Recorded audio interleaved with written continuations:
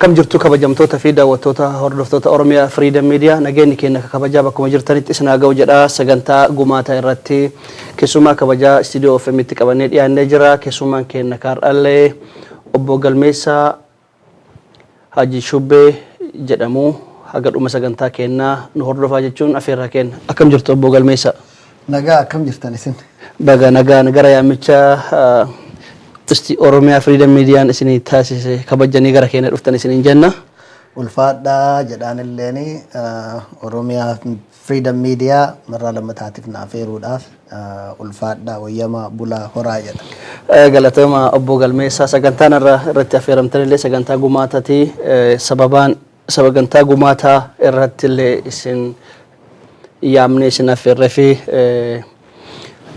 kabajaa bara haarawaa hawaasni keenya kabajaa jiru kana wal qabatee mee barri haarofti kun ummata Oromootiif maali waan jedhu waan isin gumaachitan immoo boodarratti kaafna waan ta'eef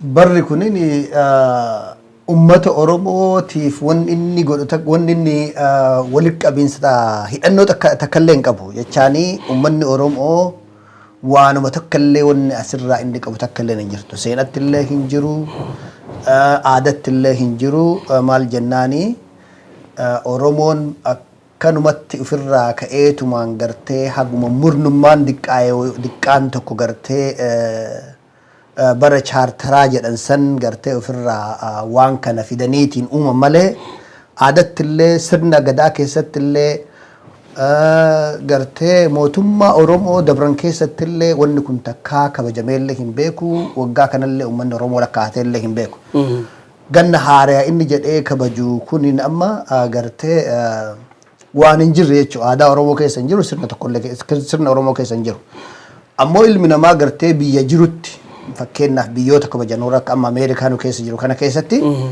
namni yoo fedhee gartee bakka jiru arbi biyya oole fakkaata jedhanii saniif gartee warratti achi qabee akka warraatti beekee yoo kabaje wanni waan qabullee natti hin fakkaatu haga amantii isaa hin tuqnetti yookaan ammoo aadaa isaa hin tuqnetti jechuudha. Barri 2022tti cehamee Oromoon keessattuu biyya alaa jiru akkuma gartee biyya baqaa jiru aadaa biyya kanaa fudhatee kabajuu jira. Wanni kun as qofa kabajamu miti warra biyya irratti illee dhiibbaa fidaa jira. Barri kun kabajamu bara 1582 nama Hope Grigor jedhamutu waan kana fide sandura Juliyaatu jira achirra lakkaata. Mee uummanni keenya waan kan hagam gadi fageenyaan beeka keessattuu akka waan isaanii taheetitti lakkaatutu jira. Mee kanarratti akkamitti ibsuu dandeenya? Mee hubannoo akka namaa aanjutti maal jechuu dandeenya asirratti? Uummanni keenya dhuguma rabbiitti uummanni irra guddaan uummata keenya uummata waan kana waa'ee irraa beekullee miti. Hagi diqqaan ammoo gartee barmoota uummata Awurooppaa baratee hin beekan waan kana seenatti illee barreeffamee jira.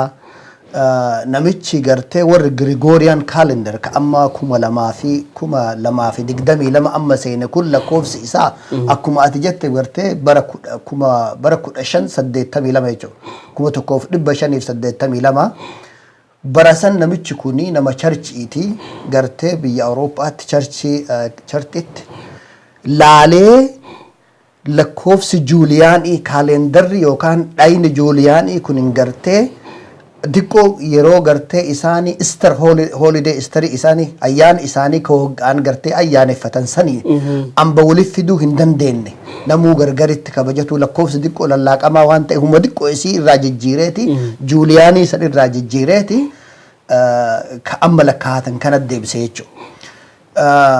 Kunis gartee amantii walii hidhaa qaba maal jennaan waggaan ummanni gartee Coptic ummanni Catholic Church Catholic specifically jechuudha. Juliyaaniin Coptic warra gartee Orthodoxiiti. Gregorianiin mostly gartee kaalendara gartee ummata Catholikiiti. Kanaaf isaani gartee amantii walii hidhaa qaba. Amantii irraa dhufe kunis ammallee ammoo dhaloota Isaatiin ammallee walii hidhaa qaba alayhi salaami dhaloota Isaatiin walii hidhaa qaba jechuudha. Isaan gaafa 25 December 25 yookaan ji'a dhume kana 25 dhalatee achi booda guyyaa jaha booda jechuudha. Ka ganni haarofni seenu akkuma gartee uummanni biraa godhan inqixaaxash jedhanii lakkaa'anitti akka biyyatti jechuudha maali gubaa jedhanii lakkaa'an sanitti jechuudha. So martinuu yoo ati laalteetiin jettu Juuliyaaniin illeeni dhalootuma Roomaan yeroo Roomaan impaayirii ture. Grigoriyaaniin Poop Grigorii nama jedhamu nama charchii isaanii guddaa isaanii jechuudha. Juuliyaaniin illee Julius Caesar nama jedhaniin Roomaan impaayir keessatti san irraa kamaddi jechuudha. Cuftinuu amantii walii hidhaa qaba. Biyya keessattis Oromoon kanarraa wanni inni qabulleen hin jiru. Namni isa dhugumatti dhamaasaa jiru nama akka dhugaan kun jirtu beeku ummata doktoroota profeesaroota ummata gartee dubbisanii barreessanii waan kana argan ka waan kun hin jiraa beekan ummata isaanii daranuu jaanjessutti ka jiran isaan maal jennaanii namni keenna nama barate jala deema doktor santu waa jedhee profeesar santu waa jedhanii waan hundofaniif baluun sun akkas jedhee jedhanii fudhatan namni keenyallee biyyattoonni jaanjee dhama agartee waan hin taane ka ufii dhiisee waan hin taane jala deemaa jiruufi sababaan kana jechuudha. Galatoomi galmeessa bal'isee kaaftee yeroo baay'ee wanni kun biyyuma adiitarraa dhufe Itoophiyaan ganna 3,000 lakkaa'etti inni illee Oromoo waliin qabatu yoo dhaloota Iyesuus yookaan Nabi Isaa alayhi salaam isa booda ganna 8 gahee dhageettee jetti Itoophiyaan akka isaaniitti akka seenaa Itoophiyaatti jechuudha. Seenaa ganna 3,000 qaba. Itoophiyaan garuu ka ijaaramtee beekumtii argatteeyyuu bara 1936 seenaan bara 3,000 sunillee seenaa magartee namni mo'atee barreeffate. Kanaan wal qabatee kam Itoophiyaa saniin amma fakkeenyaaf ka biyya Grigoriyaanii karaandarii kana olaallu baatiin isaanii guyyaa garaagara baatii 4tu jira. Guyyaa baatii 4tu garaagarummaa qaba jechuudha. Gannarraa fakkeenyaaf Febrwaariin 28 kun 29 31 akkasitti guutayuu lakkaatan. Itoophiyaa yoo agartee baatiin isaanii hundi 30 irraa dhumti. Inqixaaxash maal jedhaniitiin keessaan waran guyyaa san. Bara sanii hoo bara Itoophiyaa Oromoon hoo maal agamii wal qabata. Bari sun amma fakkeenyaaf Maatiyos Luqaas jedhaniitiin lakkaane. Baruu wal jara jijjiiranii fidanii Oromoon hoo sanii Itoophiyaa sanii hoo akkam walitti hidheensa qabaa? Baay'ee beektaa wanni Maatiyos Luqaasiin kunini dhugumatti gartee waan ofirraa uumame malee jarri kun Maatiyusiin silaa warra amma ashaabota 12 jedhanii jira. Ashaabota Iisaa 12 jedhamanii beekaman keessaa warri kun Maatiyus fi Luqaasi. Isaan gaafa Iisaan dabree achi booda isaan waggaa diqqoo ta'aniiti gartee namuu du'e. Hin jiran isaan uummata kaalendarrummaan kunuu even kaalendarrummaan kunuu ka uumame achi as. Kammaan Grigoriitu ka uumame Juuliyaan bada yeroo gartee Grigoriitu ka uumame 1582 ka uumame. Ka ummata gartee Habashaa kunin ka isaan ammoo kaalendara Itoophiyaati jedhanii fidanii. Ka Kooptikiiti kunilleen ka Ortodoksii jechuun charchii irraa dhufe. Isaan illeen gartee akkuma ati jettee waggaa 8 booda jiran amma. Faranjiin amma 2022 isaan ammoo 2014 jechuun waggaa 8 faranjii duuba jiran jechuun amma ji'oota xiqqoon malatti. So isaan akka waan gartee qoosaan yookaan cooraan wahii jiru akka waan isaan eega isaanuu dhalatee waggaa 8 booda dhagahaniitti dubbatamaa jechuudha. Wanni isaan waggaa 3,000 lakkaatan ka isaatuu boodarra dhagahaniiti yeroo sanuu jiran eessaa dhufanii Itoophiyaa wanni jedhamtuyyuu hin turre. Absiiniyaatu ture. Itoophiyaa Absiiniyaa akka jedhamulleen ka ture gartee naannoo Aksum sanitti warra Absiiniyaa jechuun Habashaa kan jedhamurraa ka dhufe malee seenaan suniyyuu gartee hin jiru. Habashaa jechuun lafattii diqqoo naannoo sanii namni gariin Afrikaa guutuu jedha. Yoo Habashaan ka Afrikaa guutuu ta'u gartee Itoophiyaa illee Afrikaa irraa tokko jechuudha. Wanni Itoophiyaan san addatti Absiiniyaa fudhattuuf illee hin jiru. Kanaaf garuu ammoo wanni jiru beekte uummanni Oromoo kaalendara Habashaa irraallee wannummaan inni qabu takka illee hin jiru. Kaalendarri Habashaa Itoophiyaa Minilikitu humnaan walitti fide. Minilikitu humnaan dhuunfatee walitti fideeti waggaa 100 jechuudha. Kaalendarri isaanii ka 3,000 lakkaa'an mee wannummaan dhugaan isaan irra dhaabbatanii lakkaa'an tokko illee hin jiru. Faaktii tokko hin qabani. Kanaaf uummanni keenya dhaba'uu hin qabu. Kunilleen ka isaatii miti. ka Girigoor illee ka isaatii miti ka Juuliyaan illee ka isaatii miti Juuliyaanii fi Girigooriin Araba kunilleeni warra ortodoksii Juuliyaanii fi Girigooriin Awurooppaa ummata Awurooppaati kuni koptik illeeni ka wartee ummanni Bashaa lakkaa'atulleeni kama Awurooppaati umaa wanni gartee irraa qaban takka illee hin jiru jechuudha. Even ummannummaan gartee Abashaatoon irraa qabu takka illee uummata gurraachoon irraa qaban kanaan malee nu wali qabu Afrikaan guututti kana wanni isaan irraa qaban takka illee hin jiru. Akkuma fakkeenyaaf biyyoonni nama biyya Arabaa yoo ilaalle hedduun I think so kama Girigooriyaanii kana hordofanii yoo gartee amma Dubaay illee agarree amma baraara kana irratti illee sanuma kabajan. Biyya muraasa yoo taate malee gartee dhaloota Nabii Muhammad sallallahu alaihi wasallam ka isaan hordofan hin jiran natti fakkaanne kana irratti maal jettaati? Amma dhugaa rabbiiti wanti ati jette gartee wanni dhugaan jirtu amma dhugamaati jette Dubaay biyyoonni adda addaa gartee biyyoonni biyya Awurooppaa biyyoota gartee western countries biyyoota dhihaa kanneen akka North America Awurooppaa kanneen ufakkeessani isaan kunniin amma Girigooriyaanii kana hordofan isaan illee akka waan gartee waan isaanii kanatu gaariitti ka ammoo ummanni Islaamaa ka lafa kaa'e akka Islaamaa akka gartee ummata Islaamaatti ka lafa kaa'e ka hijriitu jira. Gaafa gartee waggaa 13 booda Rasuul alayhi salaatu wassalaam Makkaa irraa Madiinatti godaanan guyyaa san irraa lakkaahamu hijrii jedhamee lakkaahama. Sunini zabana Rasuulallee hin turre zabana Abubakarii illee hin turre zabana Umarii Umartu kaalendara kanaa kaalendarri kun waggaa kanarraa yeroo kanarraa ka'u hijrii guyyaa Rasuulli godaanan irraa ka'amee lakkaahamuu qabaa jedhee lafa kaa'e. Achirraa lakkaahama jechuudha godaansa hijriin godaansa san irraa kaafamee waan lakkaahamuuf akka gartee hadiisa keessatti akka shari'aatti hin buune. Islaamummaan wali hidhaa haa qabaatu historically seenatti malee akka shari'aatti dirqama ta'ee hin buune. Lakkoofsummaan guyyaa sun. Even kammaan gartee hijriin kun iyyuu Islaamummaan historically wali hidhaa qaba malee shari'aanii wali hidhaa hin qabu jechuudha. Bareeda. Kana hunda ka kaafnee fi gartee confusing uummanni Oromoo keessa seene gartee keessa seene kana namni hubatuuf hayyoonni kaleessa illee maybe waan tokko barreessanii darbuu danda'anii ati immoo akka galmeessatitti mee kun uummata Oromoo hin mala jettee waa gumaachitee jirta sababa kanaaf sagantaa kanarratti illee akka dhiyaattu barbaanne wanni ati hojjette kun illee gurra namaa akka seenu. Namni gartee kana hojjennu amantii nama kamiituu lakkaa amantii nama kamiituu tuquu kenna miti garuu Oromoon maal qaba akka walii galaatitti Islaama ta'e Kiristaana ta'e waaqeffataa ta'e akka Oromootitti maal qaba mee wanni Oromoon qabu maal waan jedhu kanarraa kaatee sagantaa tokko qophii tokko kaatee qopheessitetu jira innillee dhaya Oromoo yookaan kalaandara Oromoo jettee qopheessite innis bara 1480 mee kana maaltu akka waan kanaatti qopheessitu si taasisellee maalirraa kaateetillee maal ragaa isaa maal godhatteetillee waan kana qopheessuu dandeette jechuu fedha asirratti.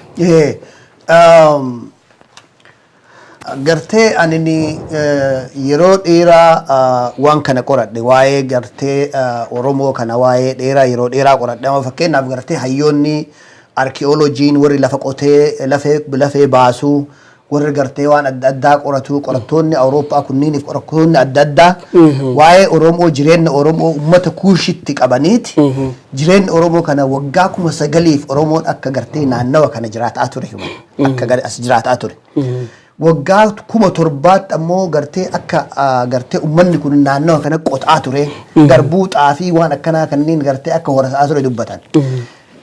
Jireenyi uummata Oromoo silaa ilmi namaa bakka jiraatu guyyaa san irraa as lakkaa osoo guyyaa san irraa as lakkaa humna taate uummanni keenya kaalendara waggaa 9,000 jedhee silaa lakkaa har'aan tana jireenya irratti jechuudha.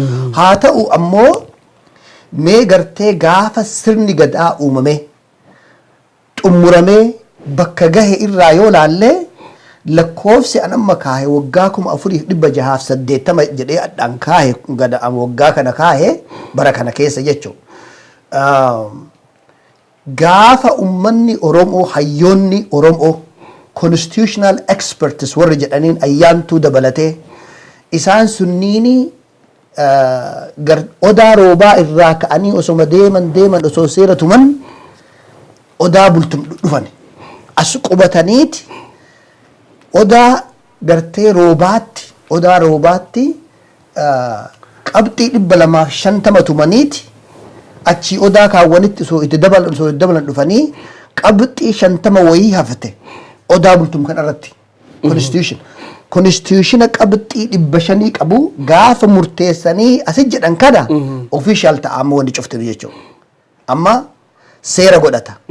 Amma seerri kunini gaafa san korma qalee gartee aanan dhibaaseet akkasitti walii kakatee abbaa gadaallee gartee abbaa gadaallee ilma galaan godheet muudeet meedhicheetti godhee akkasitti gartee murteessee dabarse guyyaa kana irraa anin 4,680 laakee jechuudha.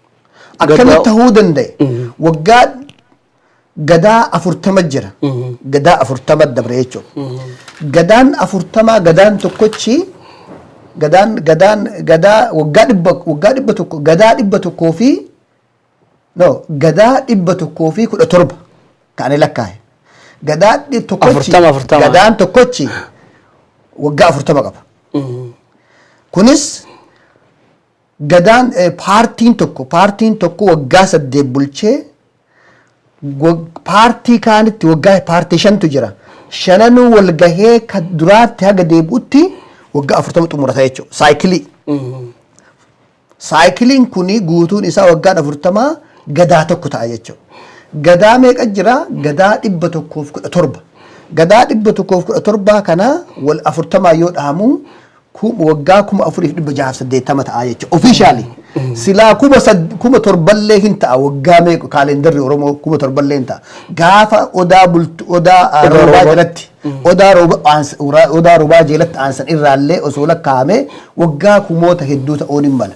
Garuu an akka galmeessaatti ammaan kana uummanni keenya waan tokko qabaatuu qaba. Haguma gartee mootummaan Oromiyaa tokko ijaaramee as baguttu uummanni keenya maaliif ka ambaa jala deemnaa?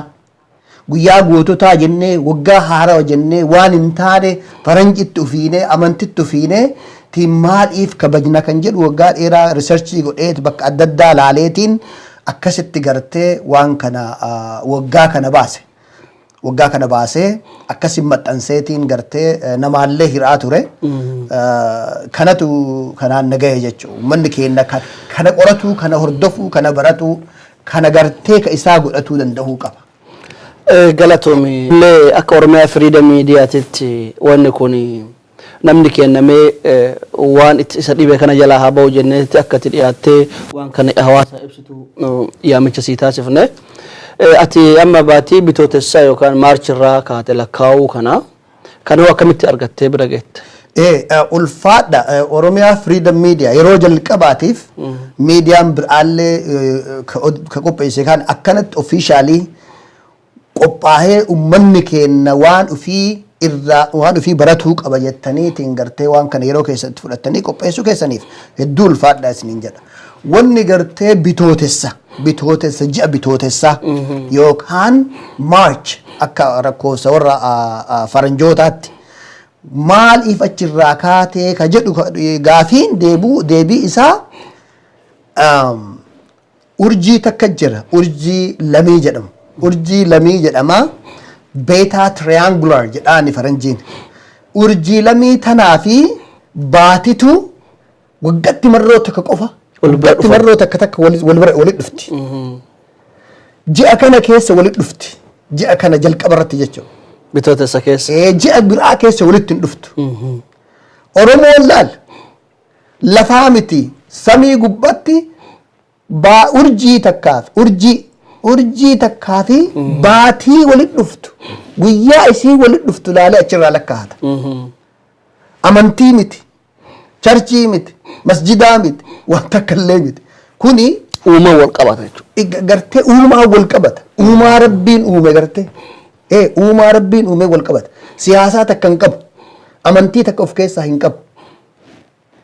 Achi laalee hayyuun gartee hayyuun urjii warra amma astiroonomii jedhaniin kunniin astiroonomii jedhan saayintistii ummanni keenya waggaa kumaatama meeqa dura urjii ilaalee urjiif baatiin tun guyyaa kana malee walitti hin dhuftuu guyya waggaa 12 keessatti waggaa marroota akkatti tana walitti dhuftii kaalendarri keenya asirraa ta'uu qabaa jedheeti guyyaa kana bitootessa guyyaa kana godhata jechuudha.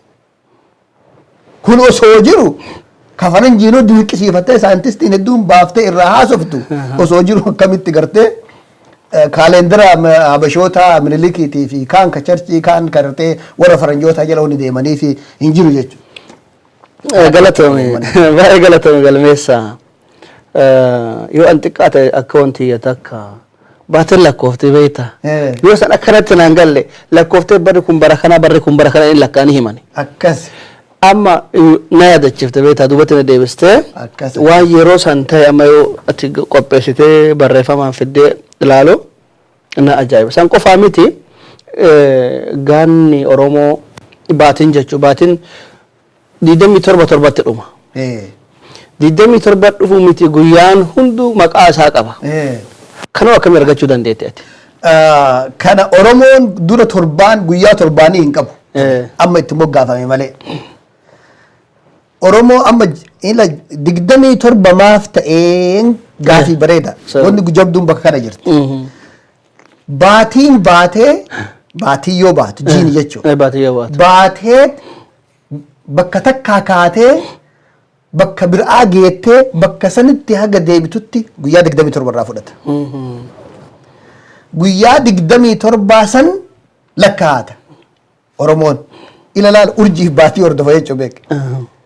Guyyaan biraatu jiraachuu hin qabu baatii mata eeyyuu 27 tana maaliif 30 hin godhanne maali rabbiin baatii oofeetiin bakka takkaa kaasee bakka deebisu guyyaa gasiin lakkooftee dhala rabbiin ittiin daballeeti namni maa itti dabala Oromoon gartee safuu laallata waaqa laallata kanaaf gartee waa dabaluu hin feene waallee hir'isuu illee hin feene jechuudha.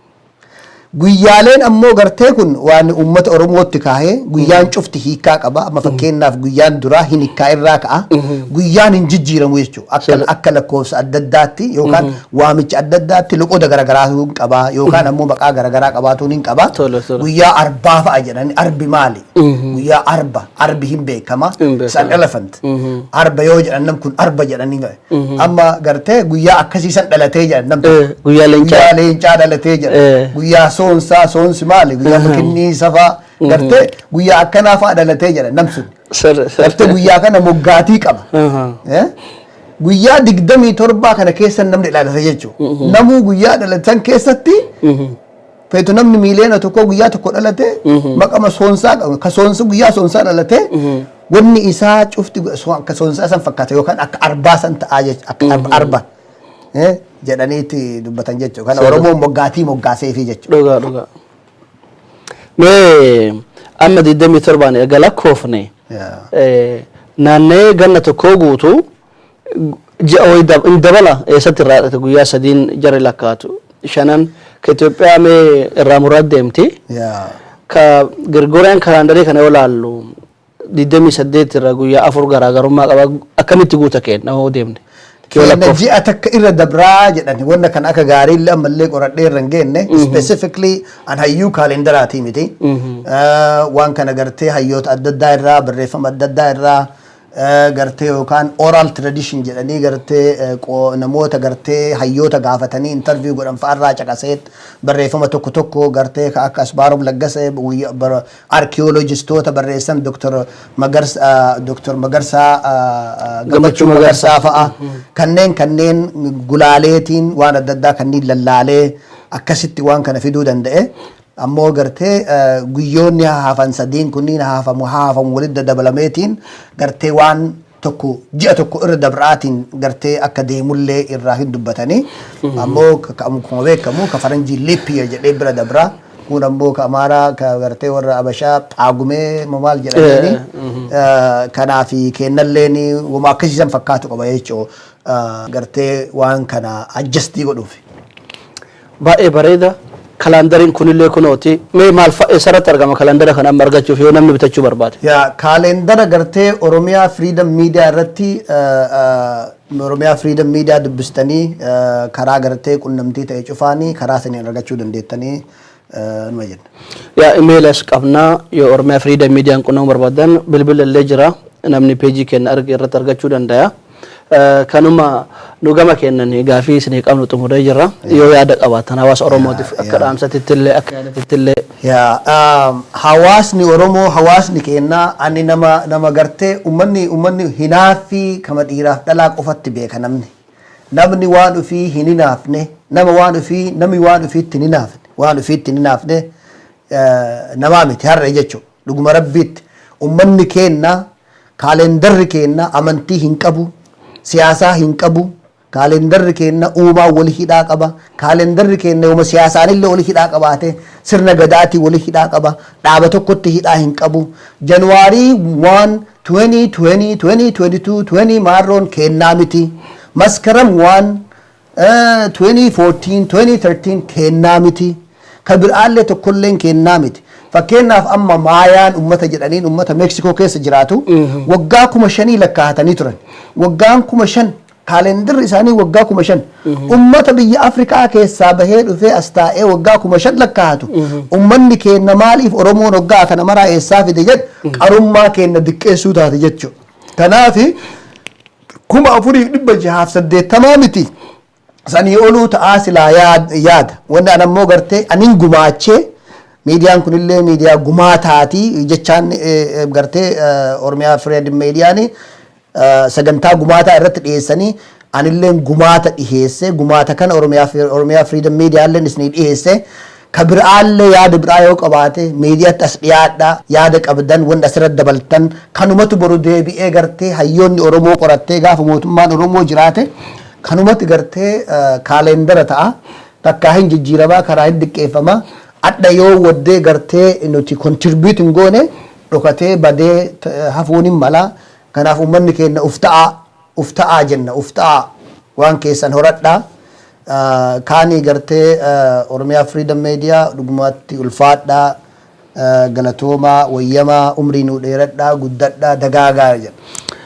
Amin fudhannaa du'aayii keessanii galatooma keessattuu waan gumaachite kana yeroo kee kennitee mallaqa kee baaftee hawaasa keenya bira akka gahu nama waa hojjetetu beeka waa hojjechuun hagama golfaatu kanaaf galatoomi isin jenna hawaasni keenyallee gartanii kaalendarri kun keessanii yoo hanqate itti dabala waan ka'umsaaf ta'u galmeessa lafa kaa'ee jira kanarratti qoradhaa warri riisarchii hojjettan keessattuu waa'ee kaalendaraatti irratti warri muuxannoo qabdan itti dhiyaadhaa irratti hojjedhaa kanuma isin jenna isinis yaamicha keenya dhuftanii kabajanii yaamicha Oromiyaa Freedom Media waan hojjettan waan gumaachitan hawaasa keessan biraan ga'uu keessaniif galatoomaa isin jenna. Kabajamtoota fi daawwattoota hordoftoota Oromiyaa Freedom Media sagantaa keenya gumaataa irratti ka obbo Galmeessaa Haji Shubbee wajjin taasifne kanumaan xumuraa hamma sagantaa itti aanu walitti deebinutti nagaan nu turaa isin jenna.